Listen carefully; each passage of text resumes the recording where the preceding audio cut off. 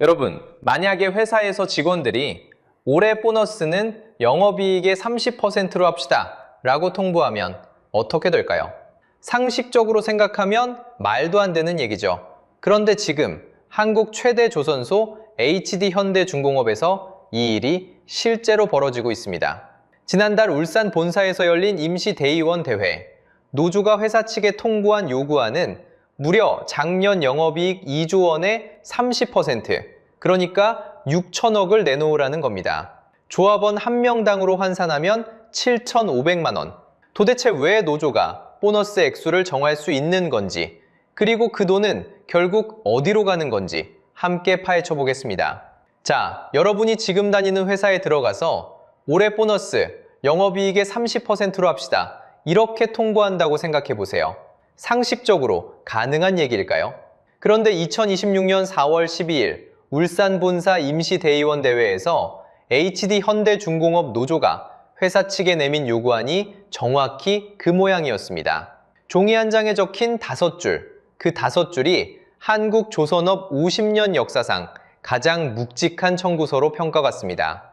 자, 여기서 핵심입니다. 5줄 그대로 펼쳐드릴 테니 여러분 회사의 작년 협상안과 한번 비교해 보시기 바랍니다. 첫째, 월 기본급 14만 9,600원 인상입니다. 호봉 승급분은 제외하고요. 둘째, 상여금 100% 추가 인상. 셋째가 진짜 문제입니다. 회사 영업이익의 30%를 성과 공유로 내놓으라는 겁니다. 넷째, 휴양시설 운영 경상비로 20억 출연. 그리고 다섯째, AI 자동화 도입할 때마다 노조와 합의하고 고용 안정 방안을 의무화하라는 거예요. 쉽게 말하면요, 공장에 새 기계 한 대 들일 때마다 노조 도장을 받으라는 뜻입니다. 이 5줄 가운데 가장 묵직한 게 셋째, 영업이익 30%입니다. 30%라는 숫자만 보면 감이 잘 안 오시죠? 숫자로 보면요, HD현대중공업의 2024년 영업이익이 약 2조 원이었습니다. 여기에 30%를 곱하면 6천억이 나옵니다. 6천억이라는 금액, 감이 잡히십니까? 강남 아파트 30억짜리 200채를 한 번에 살 수 있는 돈입니다. 중소도시 1년 살림 예산이 통째로 들어가는 규모예요. 자, 이 6천억을 가져가겠다는 사람이 몇 명이냐? 노조 조합원 수가 6,668명입니다. 6천억을 6,668명으로 나누면 한 명당 약 7,500만 원이 떨어집니다. 7,500만 원. 여러분 통장에 한 번에 꽂힌다고 상상해 보세요. 평범한 가장이 5년에서 7년을 모아야 만져보는 돈이거든요. 그런데 잠깐, 이 7,500만 원이 기본 연봉에 추가로 얹히는 보너스라는 게 핵심입니다. 기본 연봉이 따로 있다는 얘기죠. HD현대중공업 직원 평균 연봉 2024년 공시 기준으로 1억 1,400만 원입니다. 정규직 평균이 이미 1억을 넘긴 회사예요. 1억 1,400만 원 받는 분이 보너스로 7,500만 원을 더 달라고 하는 셈입니다. 기존 연봉의 66%를 추가로 얹어달라는 요구인 거죠. 한국 일반 직장인 평균 연봉이 약 4,500만 원입니다. 여러분이 4,500만 원 받고 일하시는데 어느 회사 정규직은 1억 1,400에 7,500을 더 받겠다고 통보하는 장면이에요. 14만 9,600원이라는 기본급 인상 액수도 만만치 않습니다. 한 가족 한 달 외식비를 다 합쳐도 이 인상분 한 달치를 못 따라옵니다. 자, 상식적으로 생각해 보세요. 보너스라는 게 도대체 뭡니까? 회사가 한 해 농사 잘 지었으니 직원들 수고했다고 추가로 얹어주는 돈이잖아요. 그런데 그 액수를 받는 쪽이 먼저 통보합니다. 6천억이요. 1인당 7,500만 원으로 나누겠습니다. 이렇게요. 여러분 회사 사장이 12월에 갑자기 올해 보너스는 직원이 정해서 알려주세요 하지는 않잖아요. 어느 직장에서도 본 적 없는 광경입니다. 그래서 처음 이 뉴스를 본 분들이 댓글에 똑같은 질문을 답니다. 이게 정상이냐고. 직원이 어떻게 보너스를 정하느냐고요. 자, 여기서 진짜 함정이 시작됩니다. 30%라는 숫자에 다들 시선이 쏠려 있는데 30%가 문제가 아닙니다. 그 액수를 회사가 아니라 노조가 먼저 정해서 통보한다는 것. 그게 더 이상한 일입니다. 그런데 일단 그 액수를 누가 정하느냐 따지기 전에 한 가지 먼저 짚고 가야 합니다. 6천억이라는 돈이 정말 회사 금고 어딘가에 그냥 쌓여있는 돈인가? 이걸 먼저 봐야 합니다. 숫자로 보면요. HD 현대중공업의 영업이익률은 대략 10% 수준입니다. 쉽게 말하면 100원짜리 배 한 척을 팔면 회사 손에 남는 게 고작 10원이라는 뜻이에요. 90원은 이미 나가 있는 돈입니다. 그 90원이 어디로 갔느냐? 후판 같은 철강 재료비, 직영 6,600명과 협력업체 1만 명이 넘는 분들의 인건비, 도크에 들어가는 전기, 가스값, 그리고 26개월 동안 LNG선 한 척을 짓는 동안 매년 떼어 적어두는 감가상각비까지. 감가상각비. 어려운 말 같지만요. 도크 한 개 짓는데 수천억 들어갔으면 그걸 26개월 공사 기간에 매달 조금씩 나눠서 비용으로 떼어둔다는 뜻입니다. 즉, 지금 당장 돈이 나가지 않아도 장부에선 이미 빠져있는 비용이에요. 자, 여기서 핵심은 이겁니다. 매출 100원에서 그 모든 비용을 다 빼고 진짜 회사 손에 떨어지는 건 결국 10원. 작년 매출로 환산하면 그 10원에 해당하는 게 바로 영업이익 약 2조 원입니다. 그런데 이 10원이 그냥 회사 사장 주머니로 들어가는 게 아닙니다. 10원은 다시 네 갈래로 쪼개집니다. 어디로 쪼개지냐? 이걸 봐야 시청자 여러분의 의문이 풀립니다. 첫 번째, 재투자. 한국형 화물창 KC2C 개발비, 자율운항 AI 조선소 시스템, 친환경 선대갱신. 두 번째, 협력업체 임금 인상 여력. 세 번째, 주주배당, 외국인 투자자를 포함한 자본 회수죠. 네 번째, 법인세입니다. 그리고 여기서 다시 한번 짚을 게 있어요. 한국조선이 LNG선 한 척 팔 때마다 그 100원 중에서 약 130억 원, 신형 대형선은 190억 원까지가 프랑스 회사 GTT한테 그냥 빠져나갑니다. 화물창 기술 로열티 명목으로요. 130억이면 어느 정도냐? 강남 아파트 한 채 값을 LNG선 한 척 만들 때마다 GTT에 갖다 바치는 셈입니다. 30년 누적하면 7조 4천억 원이 이미 빠져나갔고 2029년까지 또 2조 9천억 원이 추가로 빠져나갈 거라는 추산이 나옵니다. 이런 구조를 경제학에서는 포로 시장이라고 부릅니다. 한번 그 기술에 묶이면 다른 선택지가 없어서 울며 겨자 먹기로 비싼 값을 계속 치를 수밖에 없는 시장 구조라는 뜻이에요. 한국조선이 30년째 GTT의 포로인 겁니다. 그래서 한국 정부가 KC2C, 그러니까 우리 손으로 만든 화물창을 초혁신경제 15대 선도 프로젝트로 지정한 이유가 여기에 있습니다. 이 R&D가 성공해야 그제야 척당 130억짜리 강남 아파트를 매번 안 뺏기게 되니까요. 그런데 노조가 요구한 영업이익 30%, 다시 환산해보세요. 10원 중에 3원입니다. 6천억이라는 액수가 바로 그 3원입니다.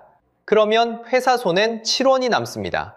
그 7원에서 R&D, 협력업체 임금, 주주, 세금을 다 빼야 해요. 가장 먼저 깎이는 게 어디겠습니까? 주주는 시장에 가만 안 두고 세금은 정해진 비율이니 못 깎습니다. 협력업체 임금도 더 못 줄여요. 이미 인력난입니다. 결국 손대기 쉬운 데가 한 군데 남습니다. R&D입니다. 쉽게 말하면요. 1억 원짜리 식당을 운영하는 자영업자가 1년에 1천만 원을 남기는데 그 중에 300만 원을 정직원 한 명이 보너스로 먼저 가져가겠다고 통보하는 격이에요. 그러면 남는 700만 원으로 그분은 새 메뉴 개발도 하고 알바생 시급도 올려야 합니다. 결국 100원짜리 LNG선을 팔아서 남는 게 고작 10원인데 그중 3원을 정규직 노조가 먼저 가져가면 정작 GTT한테서 벗어날 한국형 화물창 R&D는 어디서 나옵니까? 답이 안 나옵니까? 그리고 한 가지 더. 직영 6,600명이 30%, 1인당 7,500만 원씩 가져간다고 하면 바로 옆 작업장 협력업체 1만 명 넘는 분들은 어디서 받습니까? 그분들 임금은 늘 그 두 번째 갈래에서 나와야 했는데 그 통로가 먼저 막히는 겁니다. 박탈감, 분노. 이 두 감정이 한꺼번에 몰려오는 이유가 여기 있어요. 10원에서 3원 빠지면 7원, 그중 R&D 2원마저 빠지면 5원.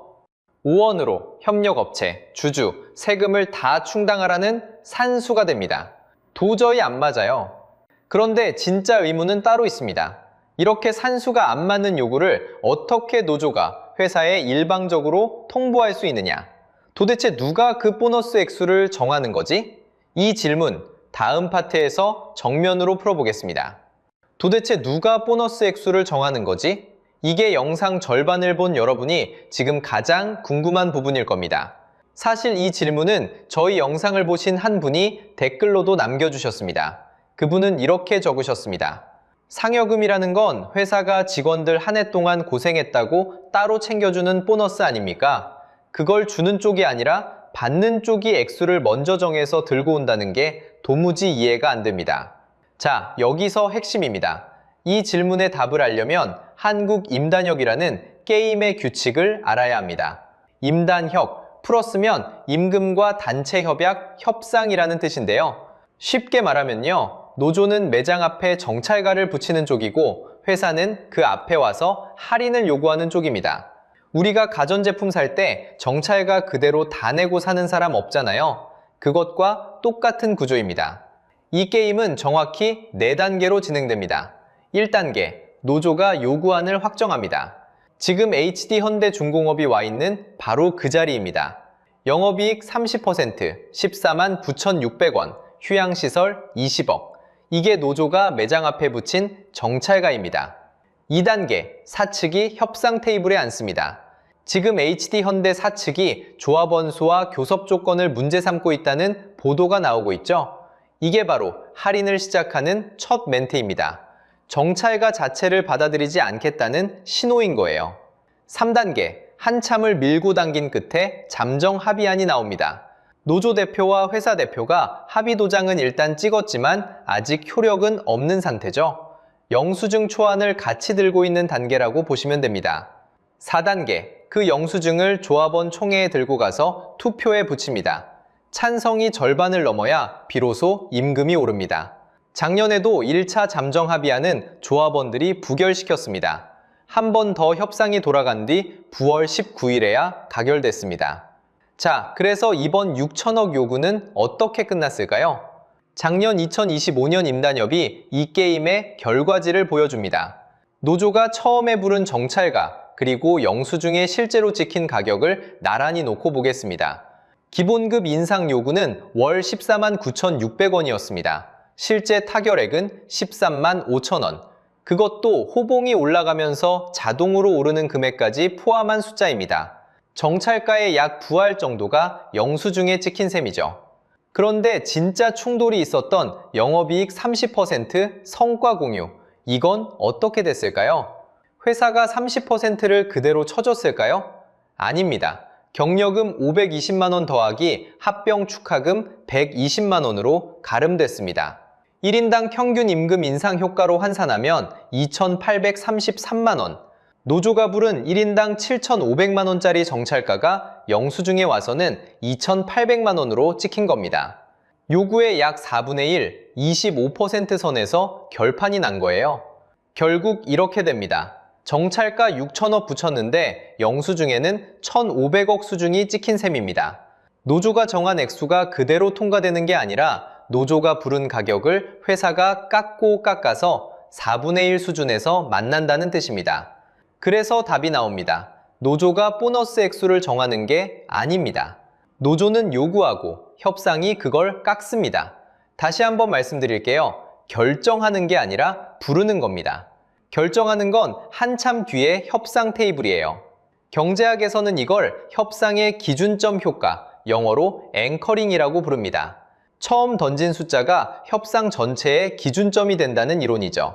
부동산을 떠올리시면 쉽습니다. 전세 협상에서 집주인이 먼저 5억을 부르면 세입자는 4억을 부르고 결국 4억 5천에서 만나는 식이죠. 만약 집주인이 처음부터 3억을 불렀다면 그 협상은 2억 5천에서 끝났을 겁니다. 정찰가가 곧 출발선을 만드는 거예요. 노조 입장에서는 정찰가를 높게 부르는 게 합리적입니다. 어차피 깎일 걸 알기 때문에 처음부터 깎일 목까지 얹어서 부르는 거죠. 회사 입장도 마찬가지입니다. 노조가 부른 정찰가에서 시작해 단계적으로 끌어내려야 직원들 화도 적당히 풀어집니다. 그런데 올해는 작년과 결정적으로 다른 변수가 하나 들어왔습니다. 노란봉투법입니다. 2025년 8월 국회를 통과해서 9월 12일에 공포됐고 2026년 3월 13일부터 효력이 발생했습니다. 이 법의 핵심은 두 가지예요. 첫째, 사용자의 범위를 넓혔습니다. 실제로 일을 시키는 원청이 하청 노조와도 직접 협상 테이블에 앉아야 합니다. 둘째, 파업이나 태업에 따른 손해배상 청구가 까다로워졌습니다. 그리고 올해 HD 현대중공업 임단협이 이 법이 시행된 이후 첫 임단협입니다. 사측이 지금 조합원 수와 교섭 조건을 문제 삼는 이유, 여기서 풀립니다. 정규직 노조 6,668명만 상대하던 테이블에 사내 하청지회가 합법적으로 끼어들 수 있게 된 거예요. 쉽게 말하면요, 작년까지는 회사가 정찰가를 깎는 상대가 1명이었는데 올해부터는 2명, 3명이 될 수도 있다는 뜻입니다. 사측이 일단 교섭 자격 시비부터 거는 건 깎는 게임이 시작되기 전에 협상 상대 숫자부터 정리하겠다는 거고요. 그래서 결국 이번에도 14만 9,600원과 30%라는 정찰가가 그대로 영수증에 찍힐 가능성은 매우 낮습니다. 매년 그래왔듯이 협상이 깎을 겁니다. 다만 깎이는 속도와 깎이는 폭이 노란봉투법이라는 새 변수 때문에 어떻게 달라질지가 관전 포인트인 거죠. 자, 이제 한 가지 의문은 풀렸습니다. 노조가 보너스를 정하는 게 아니라 정찰가를 붙이고 협상이 깎는다는 사실. 그런데 여기서 우리가 한 가지 놓치고 있는 게 있습니다. 그럼 우리가 보지 못한 진짜 위험은 어디에 있을까요? 자, 그럼 우리가 진짜로 봐야 할 위험은 어디에 있을까요? 정답은 한국 바깥, 그리고 우리 발밑에 함께 있습니다. 이 장면을 잠깐 독일과 비교해 보겠습니다. 독일에는 사업장 평의회라는 게 있습니다. 쉽게 말하면 회사 안에 있는 직원 협의체인데 회사가 새로운 AI를 도입하려고 하면 이 평의회와 사전에 협의할 의무가 법으로 정해져 있습니다. 더 흥미로운 건 외부 전문가 자문권입니다. 평의회가 외부 전문가에게 AI를 검토해달라고 의뢰할 수 있는데 그 비용을 회사가 냅니다. 이게 독일 IG메탈 모델이거든요. 한국 HD 현대중공업 노조의 2026년 요구안은 사실상 한국 조선업 최초의 AI 협의권 명문화 시도입니다. 그런데 여기서 핵심입니다. 독일은 사전 협의, 한국 노조 요구는 사전 합의, 글자 2개 차이입니다. 협의는 의견을 들으면 됩니다. 합의는 도장을 받아야 합니다. 이 글자 2개 차이가 공장에 새 기계 한 대 들이느냐 마느냐를 결정하는 거대한 권한 격차로 벌어지는 겁니다. 자, 이제 시계를 바깥으로 돌려보겠습니다. 숫자로 보면요, 2025년 글로벌 조선 점유율에서 중국이 53%를 넘어섰습니다. 한국은 약 25%, 점유율로만 보면 이미 2배 차이가 난 겁니다. 그런데 진짜 무서운 건 LNG선입니다. 우리가 마지막까지 지키고 있는 그 영역이거든요. 중국 후동중화조선소의 LNG선 인도 척수를 보면 2023년 6척, 2024년 7척, 2025년 11척으로 올라왔습니다. 2년 만에 거의 2배로 뛴 셈입니다. HD 현대중공업이 LNG선 한 척 만드는데 약 26개월이 걸리거든요. 한국이 한 척 만드는 사이 후동중화는 추격 속도 1년치를 더 확보합니다. 자, 여기서 핵심입니다. 한국이 중국을 앞서는 결정적 무기 한 가지가 GTT 멤브레인 화물창 기술인데 중국은 아직 거기 못 들어왔습니다. 그 자리를 우리가 KC2C, 한국형 화물창으로 메우려는 겁니다.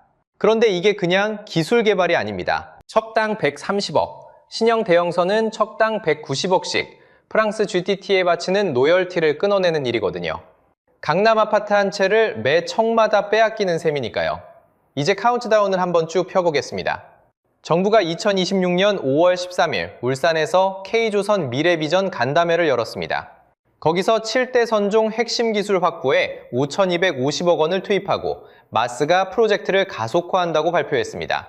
그 다음 좌표가 2028년입니다. KC2C, 한국형 화물창의 실증을 완료하는 해입니다. 그리고 2030년, 정부 목표가 한국형 화물창을 탑재한 대형 LNG선을 5척까지 수주하는 겁니다. 2026, 2028, 2030. 이걸 한 줄로 줄이면 결론은 단순합니다. 한국조선이 GTT라는 프랑스한 회사에서 빠져나올 수 있는 골든타임이 남은 5년이라는 뜻입니다. 경제학에서는 이런 시기를 골든타임, 그러니까 윈도우 오브 어퍼튜니티라고 부르거든요. 상업정책의 변곡점인데 이 시기를 그냥 흘려보내면 다시는 돌아오지 않는 구간을 말하는 겁니다. 자, 이제 처음 질문으로 돌아가 보겠습니다. 보너스 액수를 우리가 정하겠다. 그 6천억은 어디로 가나? 영상 내내 우리는 이 질문을 따라왔습니다. 그런데 솔직히 말씀드리면 작년 협상 결과가 보여줬듯 6천억이 그대로 통과될 가능성은 높지 않습니다. 2025년 임단협도 결국 노조 요구의 약 25% 수준에서 타결됐습니다. 협상은 작동하고 있다는 얘기거든요. 진짜 위험은 따로 있습니다.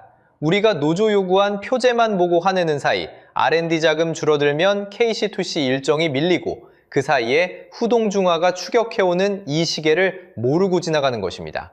다시 말씀드리겠습니다. 정말 위험한 건 노조의 30%가 아니라 우리가 이 5년짜리 시계 자체를 모르고 지나가는 겁니다. 이게 오늘 영상의 진짜 결론입니다. 그래서 5년 뒤 한국조선은 두 갈래 길 앞에 섭니다. 한쪽은 자체 화물창으로 GTT 로열티를 끊고 LNG선 패권을 굳히는 길입니다.